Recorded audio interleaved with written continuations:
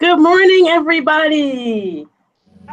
So excited this morning. I am reaching out to you all from the Microsoft office here in Washington, D.C. today. And we are going to talk about the PowerApps User Group with two of our awesome MVPs. Daniel Christensen is here this afternoon, and Shane Young from PowerApps 911. We also have Sue Whitney from the PowerApps User Group. She's going to share with us the awesome tools that she offers to help leaders like yourselves grow your own user groups or join one of the existing ones. We have so much to talk about. I'm going to stop talking, get out of the way. Sue, would you like to take over? Tell us where we need to go. Absolutely.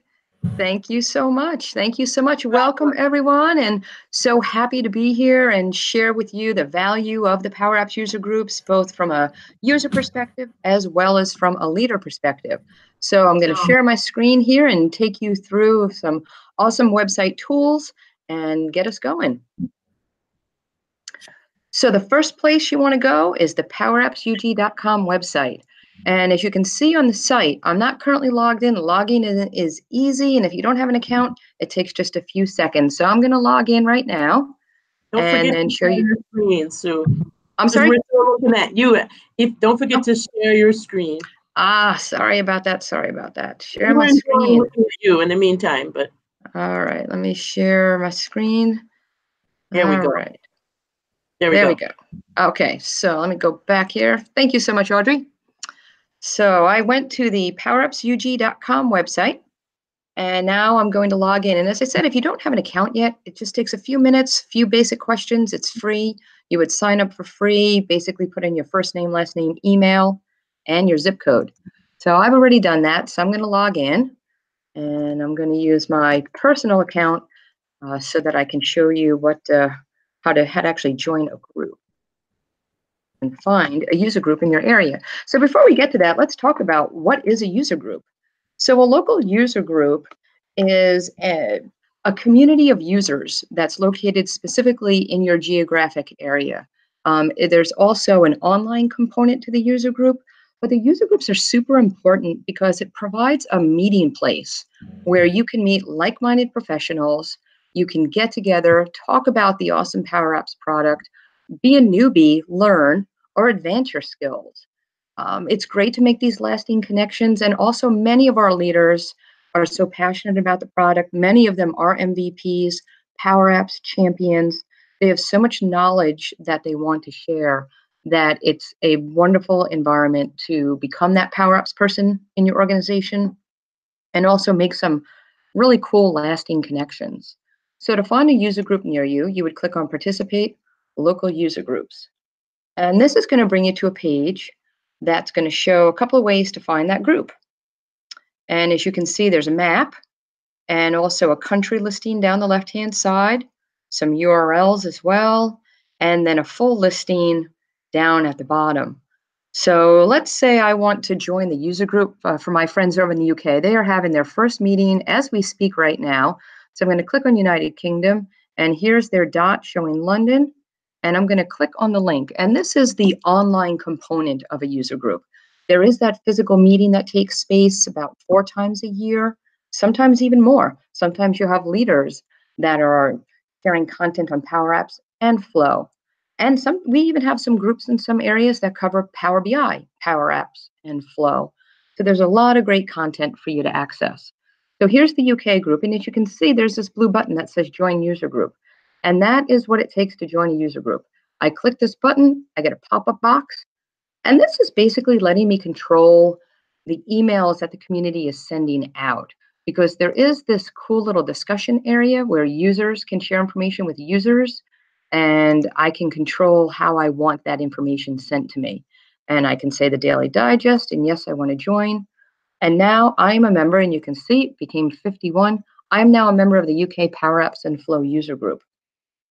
So I can scroll down here, and one of the cool things is I can see other members right away. And all of these members, the information that's being shown, that is controlled by each individual person. you have privacy settings where you can say, yes, I want other members to be able to see my information, or I don't want anybody to see my information. So this is all compliant and people choosing, yes, I want people to be able to connect with me. So it's So, very cool. Oh, go ahead. question. Is this like where I can meet other people who are doing stuff in like Power Apps, Flow, and Power BI? Is like a networking opportunity here? Absolutely. So if I click on James here, it's going to basically pull up his membership card. I can add him as a contact to my network, or click these and I can send him a message and say, hey, James, how's it going? You're a Power Apps guy in the UK. I'm going to be over in the UK. I don't live in the UK, but I can connect with him, send him a message, and we can start a dialogue. And that's how users can meet users.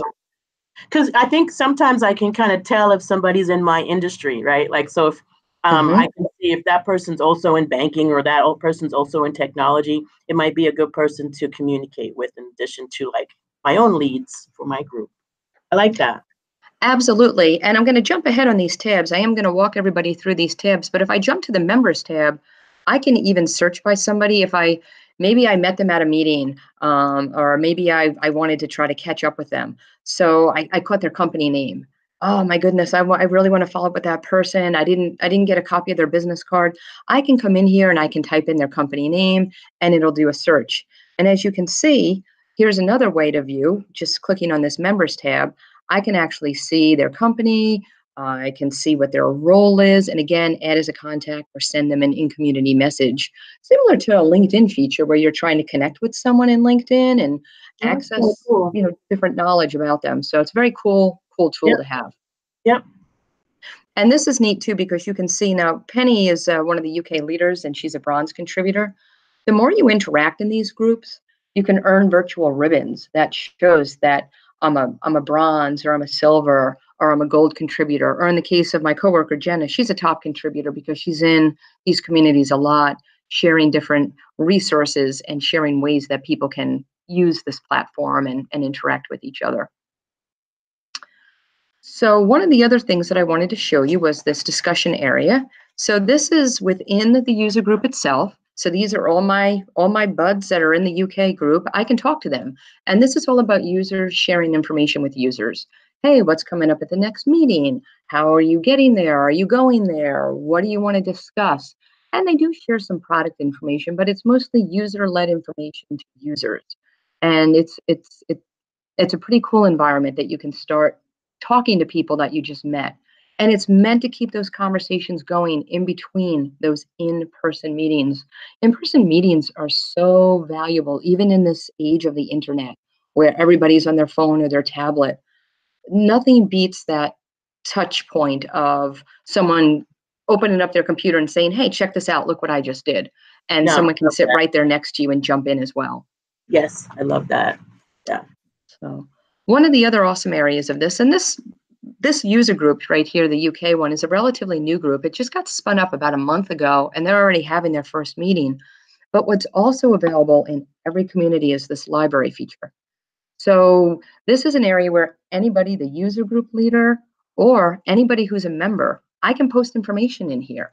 So I couldn't make it to the UK meeting tonight, but hopefully by tomorrow or the next day or this week, Penny or one of her other user group leaders will probably post a PowerPoint from the meeting. So maybe I couldn't be there, but I can still access some of the materials and still be able to consume some of that content that's being shared.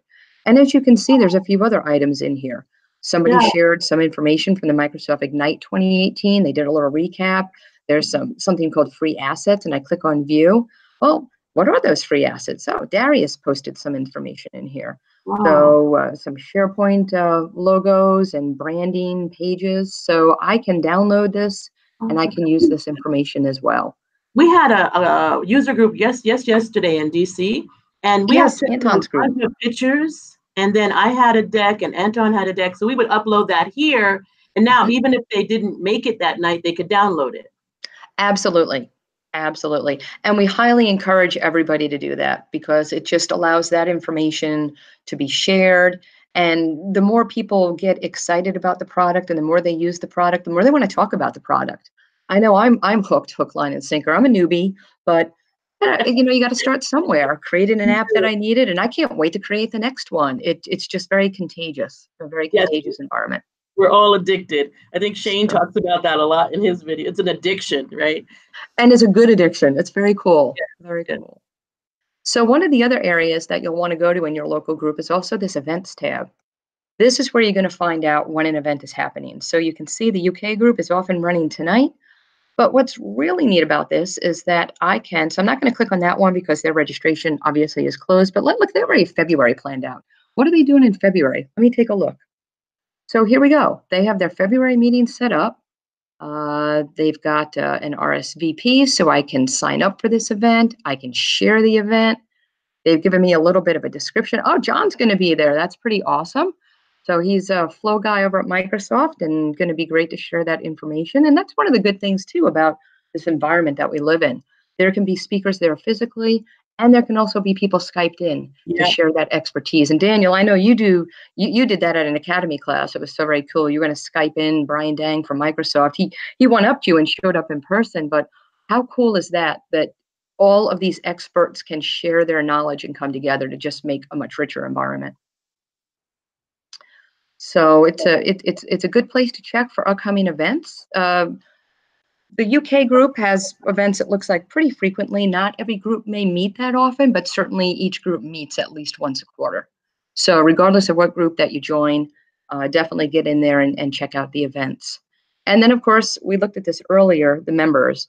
I can look and try to find someone that maybe, Keith Watling is a great PowerApps champion, but maybe I can't remember how to spell his last name. Is it WH? Is it just WA? I can put in the first name because I knew his first name, and bam, there he is. And I can click on this link, and this actually brings me to the bio that he's created. So I can see a little bit about him. He is a user group leader. And again, he's one of our do this. champions as well. Everybody, Keith is a big guy. Yeah. I've got his baseball card right here, actually. Love those baseball cards with the PowerApps champions. Those are so cool. Yes. So it's a great way to find people and connect with them. And then this last tab, if there was a volunteer opportunity for your user group, you would be able to click on here. Now, the UK doesn't have a volunteer opportunity right now, but if they did, it would be here. And volunteer opportunities can range from something as maybe they're looking for help with someone promoting it socially. So they create a volunteer opportunity to say, hey, does someone have maybe an hour a week that they want to push out some information socially? Then they might create that volunteer opportunity for someone to be able to come in and fill that spot. And it's a nice entry point into helping out the user group and maybe your next step to becoming a leader, which is a really good segue. So let me log out of my user account and log in with my other account, which gives me admin access as a leader would have, and show you how to take those steps to become a leader. As you saw previously on the map, let me head back to the PowerApps site and pull up the map again. This should be flipping over. Hold on one second. It looks like it didn't fully log me out. Maybe I didn't log in with the right credentials, so let me give that another shot. Take your time. We're accustomed to technology on this webinar. You got people who get that idea. Let me log in here. Make sure I log in with my work account now. Yeah, and I was just looking at some pictures of that UK group. Speaking of them, it looks like it's, the room is full. They've got some big names there. That is, I'm very jealous. I wish I was over there for that user group meeting because those guys are blowing it up tonight or today for them. But thank you, Shane and Daniel. You're getting hellos in the chat. You don't see them, but everybody's reaching out to say hi. So give everybody a big hi too. They're excited to see you too. Hello, everybody.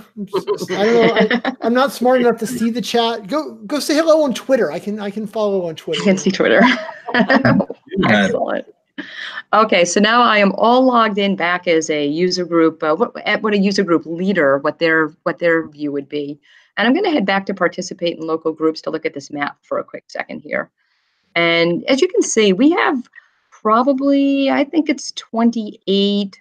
Maybe 29 different communities that have been launched. So there's a lot of room to expand. I mean, if I just click on the United States, we have a whole lot of space still to add more user groups. So say you want to become that user group leader.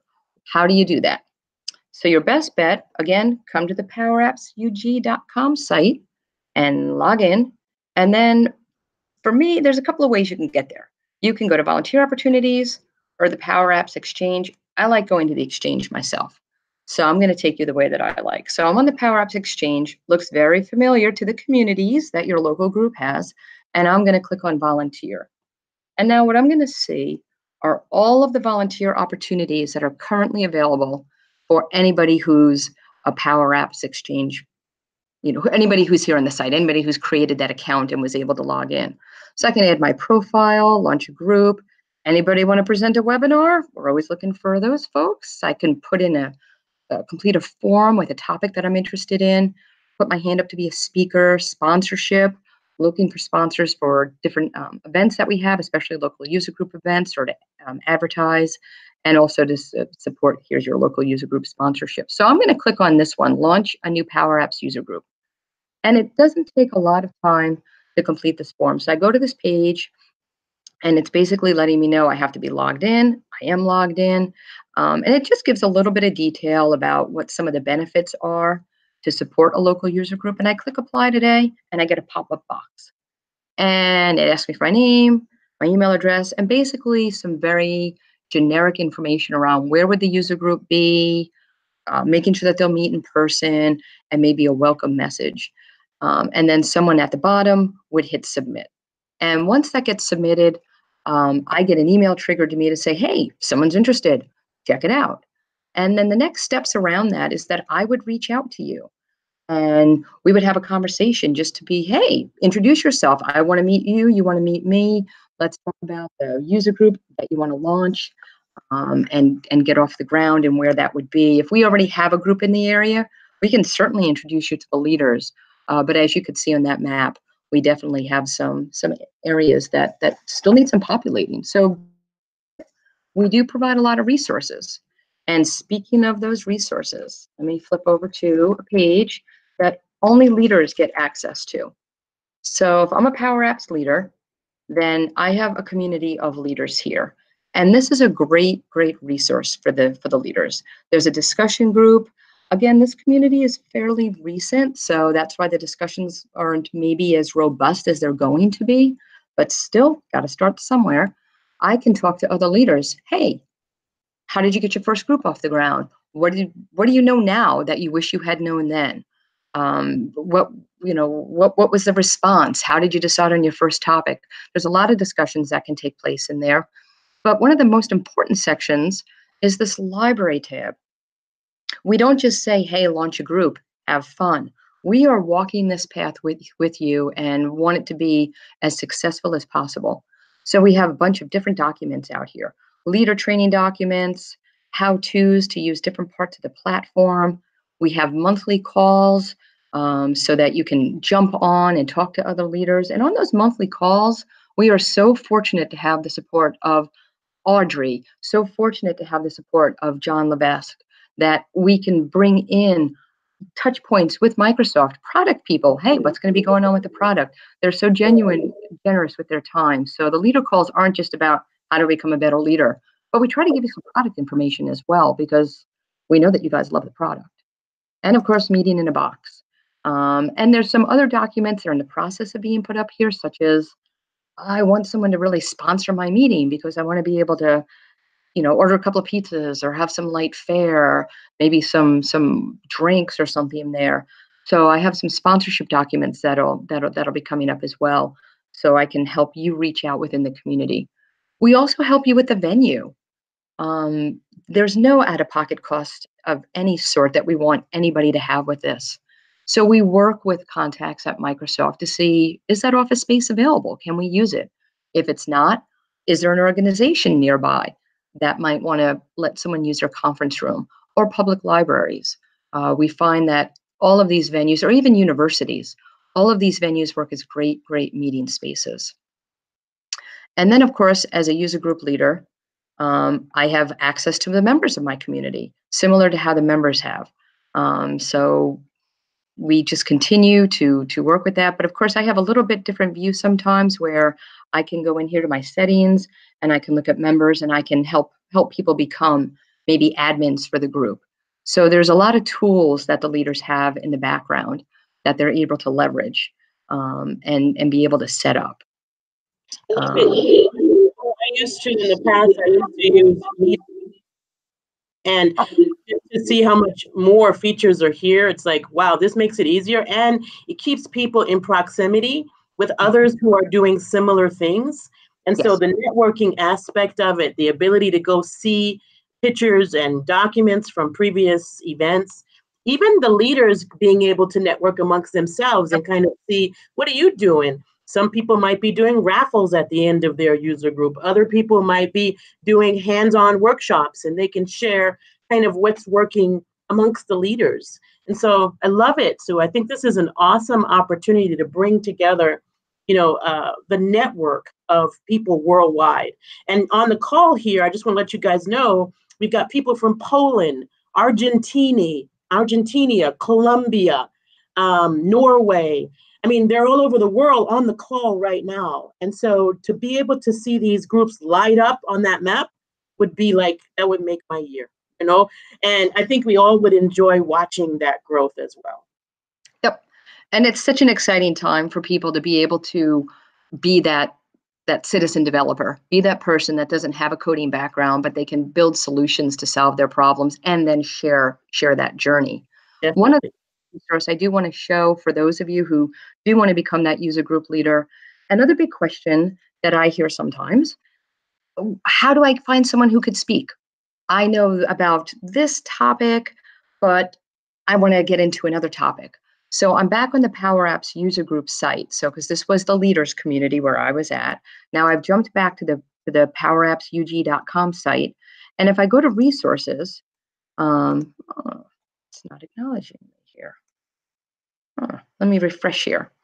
Under resources for user group leaders, there is a drop down for also something called a speaker directory. There it is. Sorry, just needed to refresh. So because it acknowledges me, I'm logged in up here in the top right as a person who's designated as a user group leader. I can click on speaker directory, and this is going to bring me to a great resource. Anybody who has put up their hand to say, hey, I can speak for you, will be in here. So say I want to put in, I want someone on PowerApps. I'm not even sure where to start, and I hit search. This is going to bring back a list of volunteers that have specifically said, yeah, I can speak on PowerApps. I can see their image, their profile, their areas of expertise. I can click on, let me click on. She's outstanding, and they are having their inaugural meeting coming up as well. And here's a bio, her areas of expertise, presentations. Maybe they already have a presentation that they can repurpose. Maybe they're not in your area, but they're willing to be Skyped in. So there's a lot of great resources. So we never want anyone to feel that, hey, I want to put my hand up as a user group leader, but I don't have the tools that are going to help me succeed. We are always looking to add to these tools. We are always looking to provide that support socially, reaching out, getting people to be part of your communities. So I would say, definitely head out here if you're interested in being that user group leader. Go to participate, exchange, and fill out that volunteer. And if you're not quite ready to take that step, well, just come out here and find your local user group and get involved. It's absolutely fabulous. I love my Boston group up here. I'm up in New England, and I've been involved with the CRMUG folks. I've been involved with the SharePoint meetup, and I'm thrilled that we're now getting a PowerApps and Flow user group up there because it's just. That's my hometown, by the way. I was raised in Massachusetts, born in Providence, but raised in Massachusetts. Yeah. That's awesome.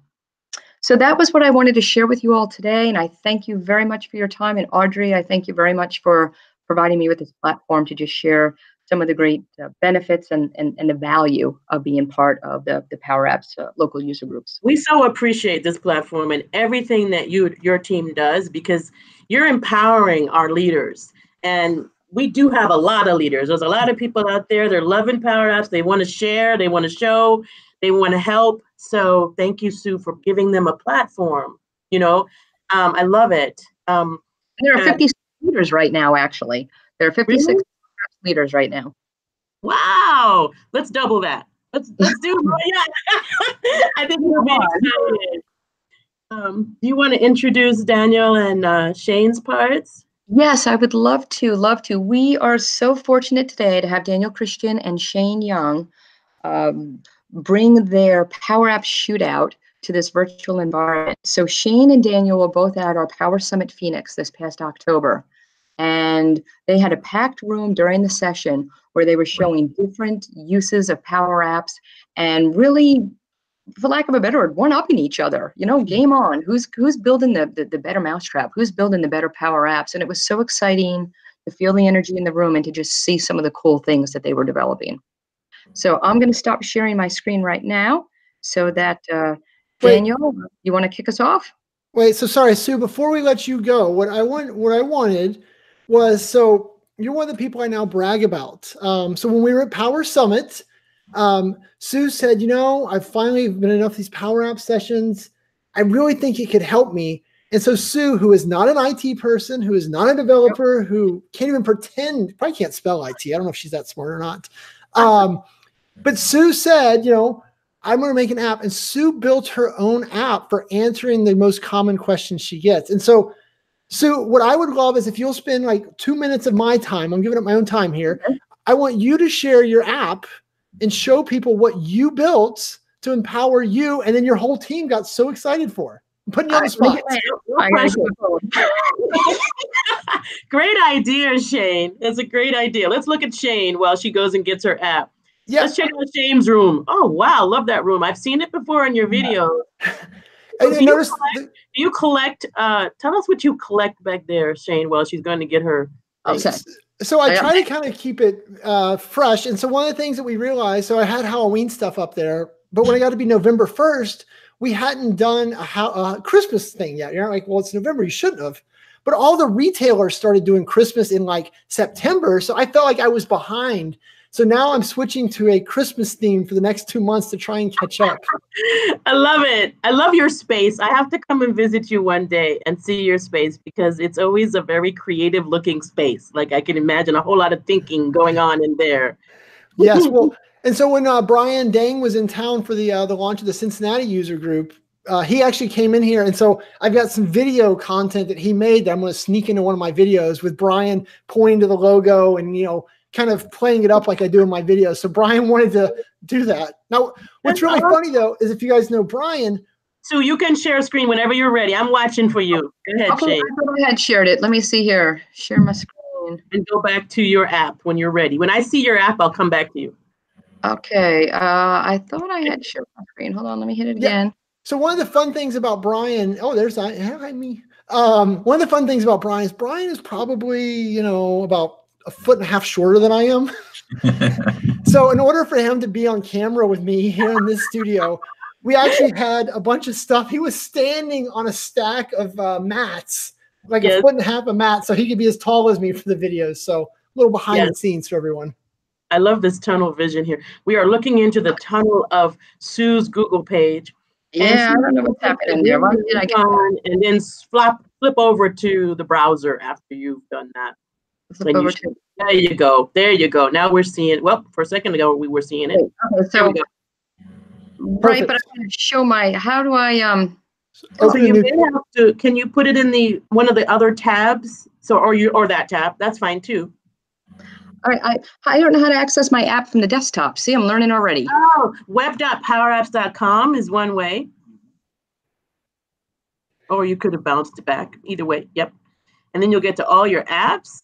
Right. Oh, most people, when they're new, they start with powerapps.microsoft.com and hit sign in. But I can go to my own. Yeah. Okay. So get my apps. Yes. I'm excited. Let's do this, Sue. So we have 3 different websites for the Power Platform family: Power BI User Group, PowerApps User Group, and Flow User Group.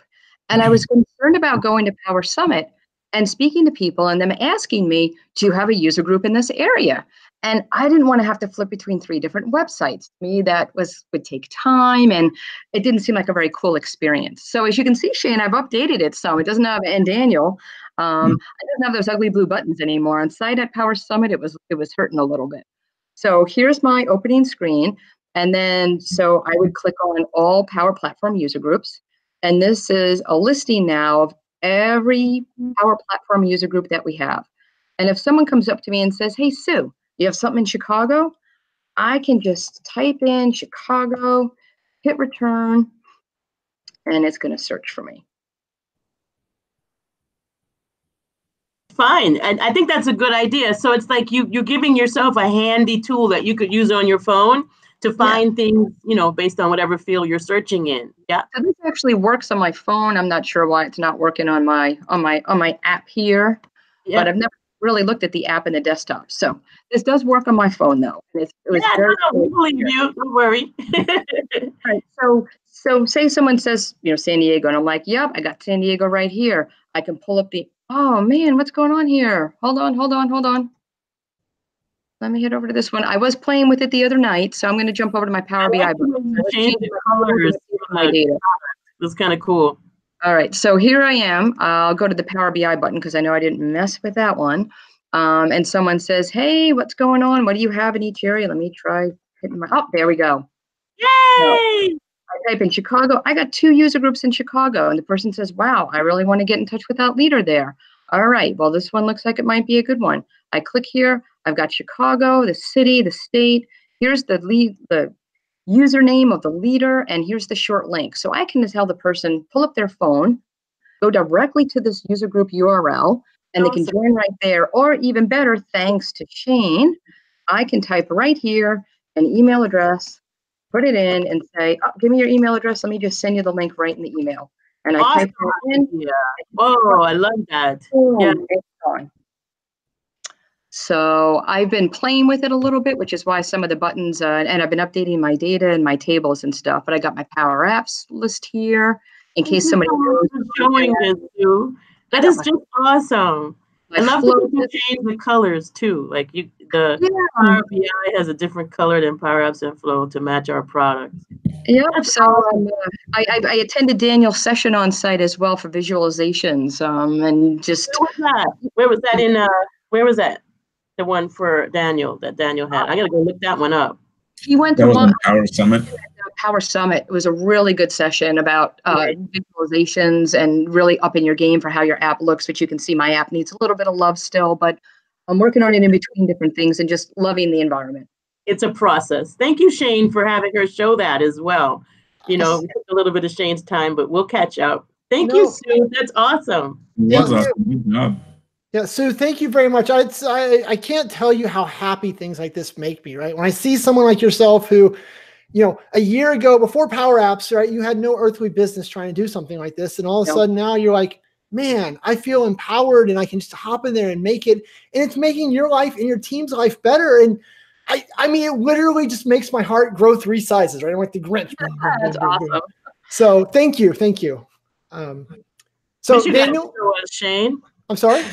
What do you have to show us? We're just dying to see what you've done. Well, I decided to let Daniel go first. We flipped a coin. I won, and I deferred. So he gets to go. Okay. Well, actually, I was going to let Shane do that first because if looking at him, I would wake them up. But okay, I'll do it first. So if anybody, hey, my name is Daniel Christian. I'm an MVP. It's always a pleasure to be with Audrie. Because believe it or not, Audrie was the one who invited me to be an MVP. And, you know, this is how I became the MVP. So before I actually jump into the app itself, I want to actually show you a couple of other things. And Sue, this is actually the same content or similar to the content that I covered back in the MVP Summit. Is because one thing that I really like to do is I focus on the user interface and the user experience. I try to make these apps look really nice. So, you know, that's basically what I want to do is kind of show you little bits and pieces over here. And then I'll jump into, you know, the main big app, which is for the Lego Mixels for all the Lego fans on this call. And then you can actually see how these bits and pieces, you know, make that whole app look so good. So this is one of the first things which I always talk about is, you know, putting in buttons and, you know, making the buttons look a little bit nicer.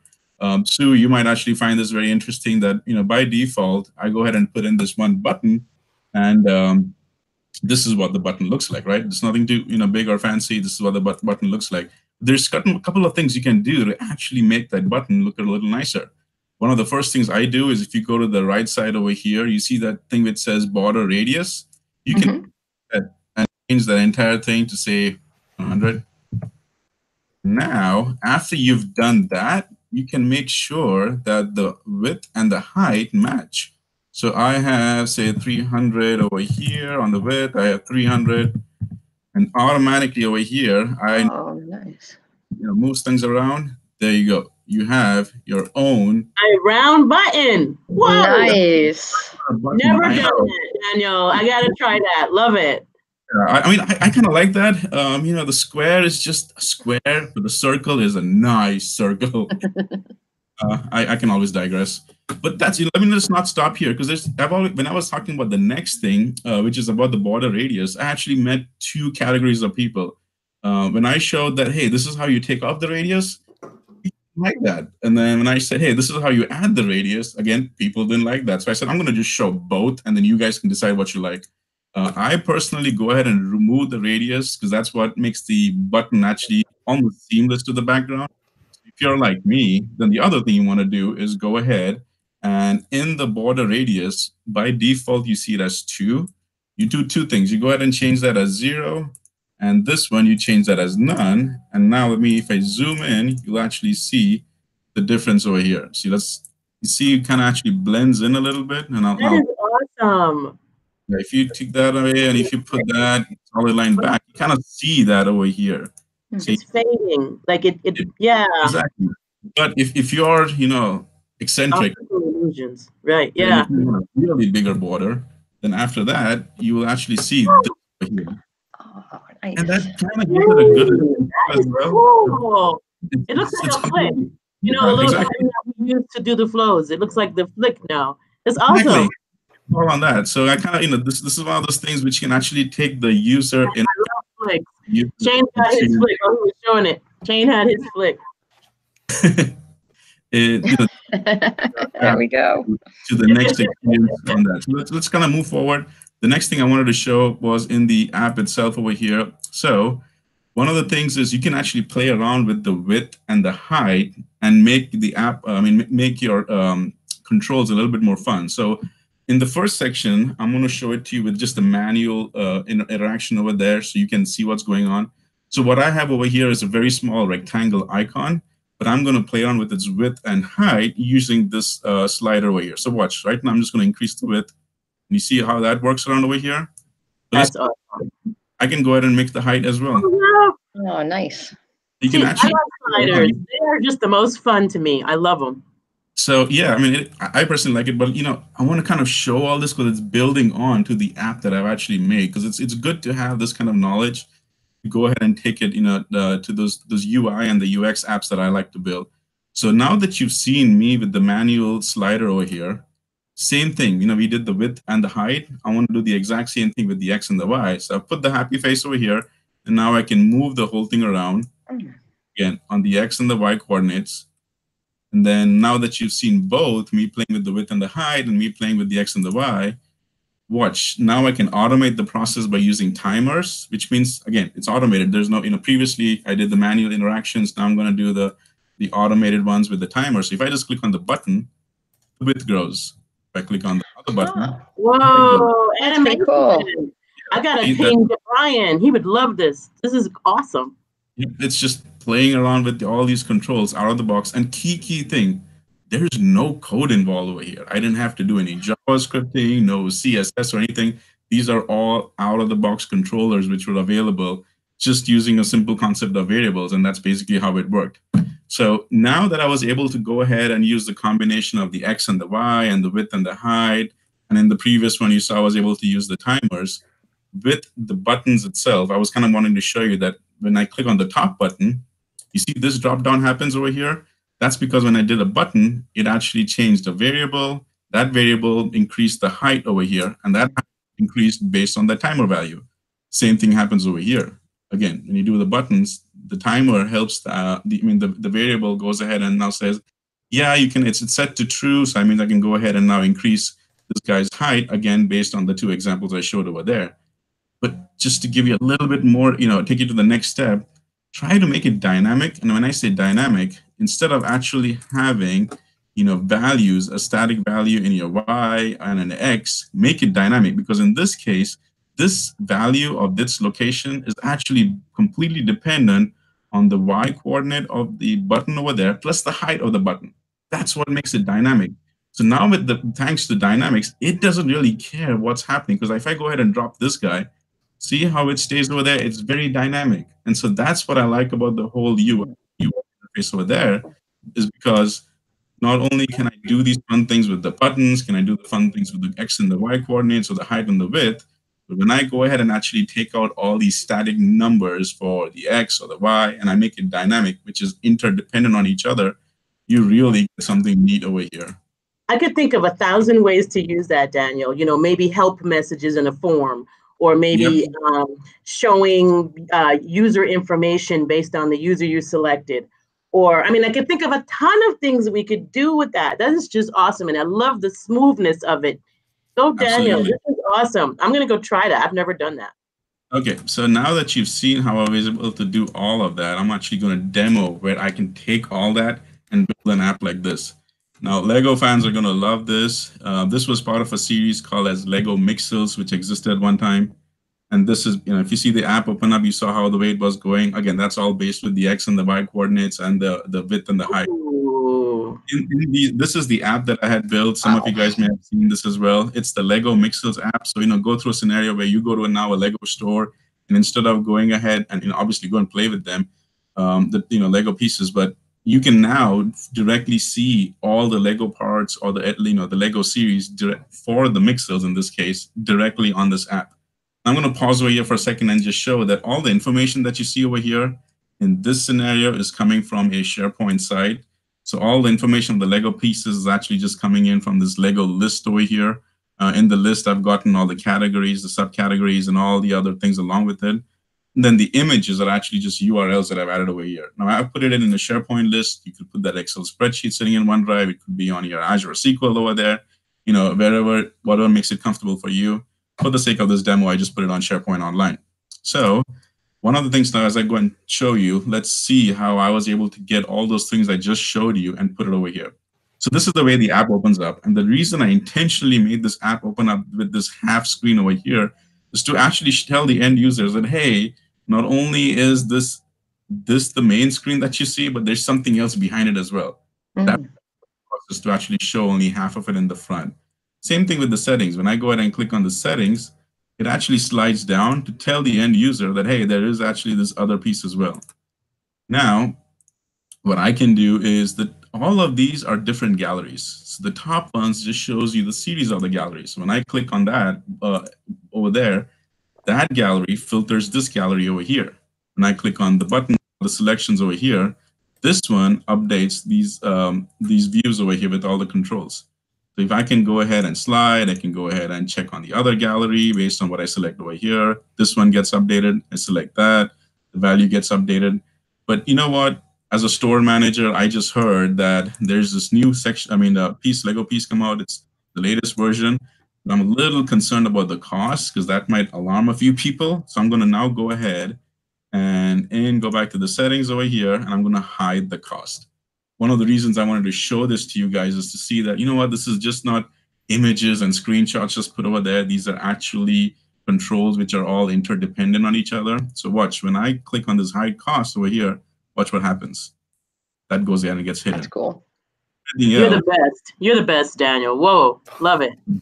You're the best. Seriously, I can't help it. I'm serious.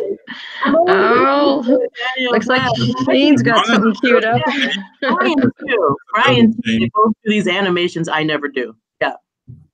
And then finally, the same thing too is over here. I can go ahead and select any one of them, and that just filters off all the galleries over here. So that way, as a store manager, I can tell when the customers come in, I just want them to focus on this new version that's come out on this app. And then that's basically, what happens. I can go back over here, I can filter it off, and then that gallery all goes ahead and gets updated.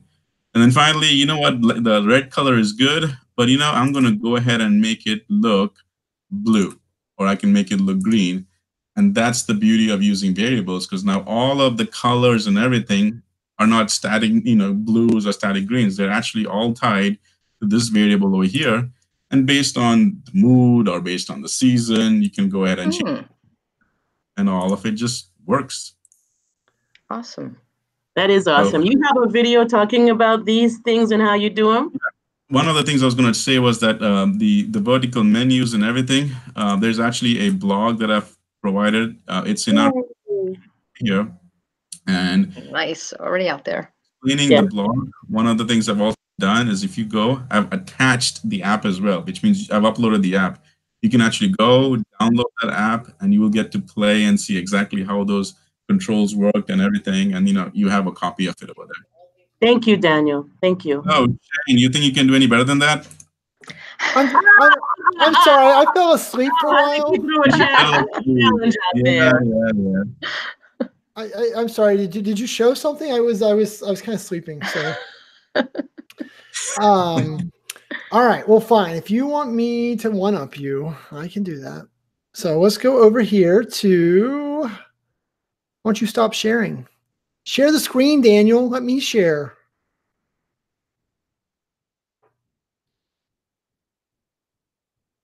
You should be able to share now, Shane. Little green thing on the left there. Yep, there we go.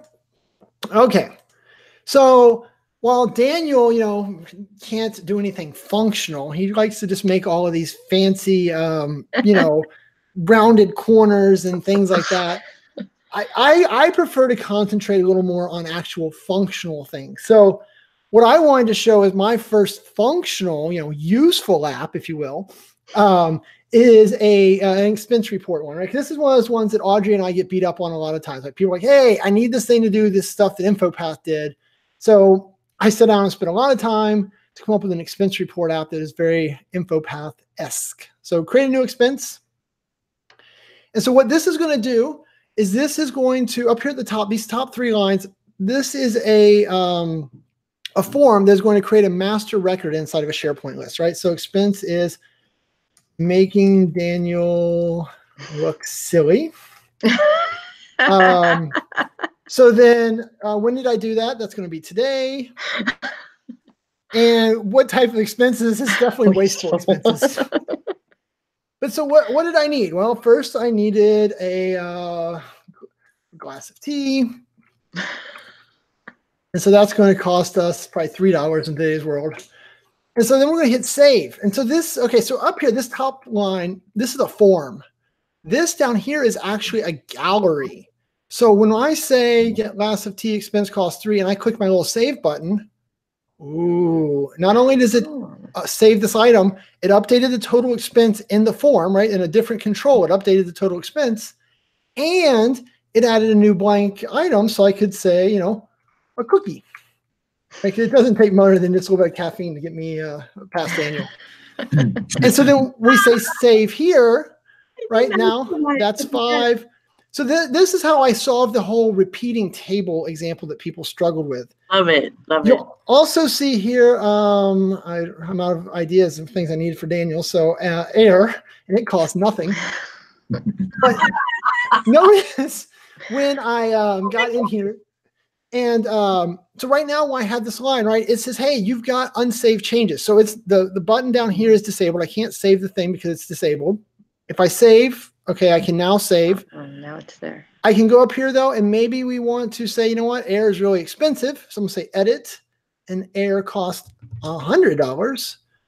And then as soon as we click out of there, right, hey, you got stuff to save first. So we hit save.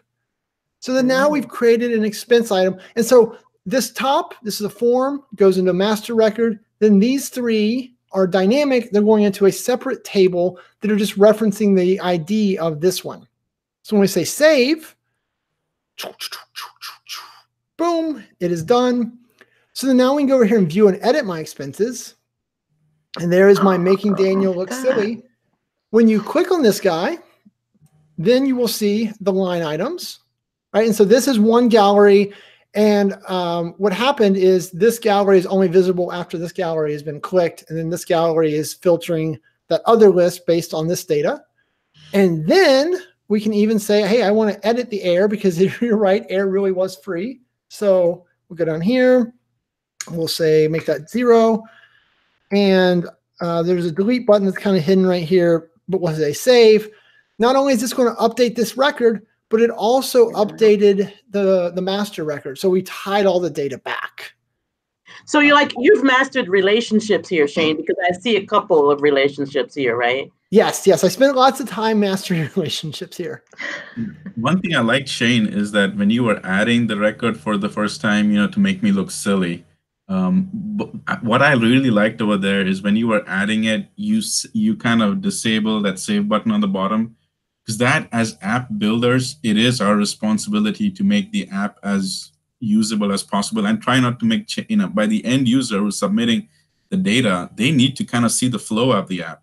So when you are adding it, the end user knows that, oh, I have to save it because the actual is grayed out. And yes. I do, compliment you, which is rare. I do compliment that you've added that functionality in the app, because as app builders, that is our responsibility. So I think this is the first time in my entire life I've given kudos to Shane over. Yeah, So I'm Shane, certain. Can you please be nice to Daniel now? Okay, we want to make sure all of our MVPs are treated well. All right, fine. I'll try to be nice to Daniel. So I wanted to show you guys this because I wanted to get back to my simple designs but functional, but just to prove that I can also do pretty and that I can show off, and I won't tell you who I'm making fun of as I show off. What I'm going to do now is we're going to pop open this little critter. And I'm going to share my phone so you can see this app from my phone. That's right, because I love you more than Daniel. This is actually my phone in my hand that I'm now sharing with you. Nice. Oh, you go. That's very cool. So this is my Tesla app. And so with the Tesla app, I needed an excuse to learn. I needed an excuse to learn about APIs. And so what I found out was that the Tesla had an API, and my wife was kind enough to buy me one for my 40th birthday. So I built an app to do this. So when I click connect here, this is my username and password for Tesla. So I'm sending my authentication information over to our friends at Tesla. They're returning me an authorization token. And then what's happening is we're coming in here and opening up the app. This is actually fetching all the data directly from my car. So you can see my car's name, the miles. It's currently almost 80 degrees inside my car because I forgot to turn off the air conditioner after I did the last demo. That's a true story. So the outside, it's 52 degrees. So my car, at least it's warm if I go get inside. But, you can see the charging state. I can also then run and do functions like unlock the car. So if I want to, unlock the doors, I press that button, boom, unlocked. I can start the car, which will, I can drive it without the key just with this Power App that I wrote. And then I can turn on the AC. I've never put a button for turn off AC. I wish I did. I can also then go over here to this screen, and this is not pretty yet, but this is one for scheduling when the AC turns on. So if I want to have it nice and warm when I get in the car at 7 a.m., I can just tell it ahead of time to turn on at 6:30 so it preheats. But that's cool. This is an example of an app, so we'll stop sharing this way, where I needed to learn how to work with APIs. And what I ended up needing to do really was not only work with APIs, because we're going to be honest, right? PowerApps isn't always the friendliest environment for setting these things up. I'm not a developer. I can't write code. But what I do with this is I'm actually going to go over and run a flow. So I'm letting flow do all of the weird API calls and transforming the data. And then flow is just returning the data to my Power App. So that then over here, my Power App, right, the car's name is just the variable Tesla data.response.display name. And the var Tesla data, that is just coming out of a flow that I wrote over here. This flow that goes out to flow, or it goes out to the web API and pulls data back. Once again, I'm not a developer, but what I found was someone had documented this was the call.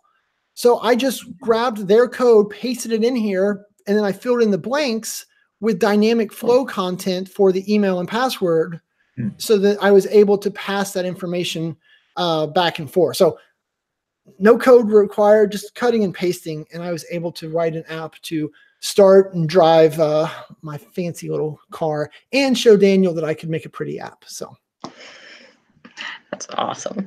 That is nice. Man, yeah, So long way. don't you agree they both were awesome? Yeah, Yes. long way. I think Yes. Thank you, Shane. That was awesome. very welcome. All right. So here's what we're going to do. We're going to wrap this baby up. You guys have all been awesome. Sue, thank you for providing the platform for all of the leaders to come together and kind of get together and make this an enabler for the world. Thank you so much. Daniel and Shane, the PowerApps team, the entire PowerApps team is always talking about you and very grateful for what you're doing. Thank you so much. Guys, reach out to Daniel and Shane. They're MVPs, which means they're unselfishly always trying to help others, right? And so please reach out to them. They're both awesome. Sue's awesome with her new app. I'm going to call them all back again. Sue will show you her 50th app as well. On it. And we'll do this all over again. Okay, so thank you again. Leave your comments below. If I have to hit you up later, I will. We ran out of time, and YouTube is kind of picky. If I don't stop on time, I can't do any posting and updates to the video. So thank you all. You're all awesome. Everybody on the line too. Tell your friends about it, like it, share it, let everybody know about this video, and have them reach out to Shane and Daniel and Sue if they need help. You guys have a great week, and I'll be talking to you soon when I get back to Seattle. Guys, happy power apping.